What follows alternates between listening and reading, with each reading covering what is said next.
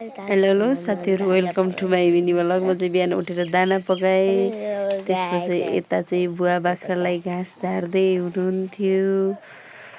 यता चाहिँ दिदी बाख्रा घाँस टगाएर बाख्रा सार्दै हुनुहुन्थ्यो। यता चाहिँ बुवा पनि घाँस हाल्दै बल्ल फेरि कति मोटा हुने हाम्रो। यता सासुआमा चाहिँ तरकारी बनाउँदै हुनुहुन्थ्यो। यता मैले चाहिँ साँझको पिठो बचेको थियो, त्यो चाहिँ सेल पकाउँदै थिएँ। त्यस पछाडि हाम्रो घर मैताल आएर सेल खाँदै हुनुहुन्थ्यो। अनि म पसल गएर भाँडा मिस्ने थियो, कपडा धुने थियो, पानी भर्ने थियो, पानी भरेँ। त्यस पछाडि आएर म खेत गएँ। आज चाहिँ हाम्रो खेतमा सामो गर्ने थियो नि त, सामो गर्न गएको थियौँ। दिदी, दाइ, म सबै।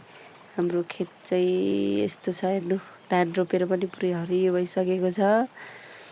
हामी चाहिँ आज धान सामु फाल्न गएको थियौँ। एकछिन हामी देउरानी जेठानीको रेस्ट हो, यो चाहिँ रेस्ट टाइम। अनि यता दिदी नास्ता खाँदै हुनुहुन्थ्यो, दिउँसो नास्ता।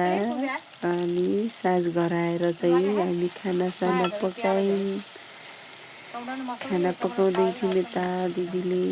अनि त्यस लगत्तै मेरो चाहिँ बहिनीसँग आज कुराकानी भएको थियो। मेरो भिडियो पनि हालिदिनु दिदी।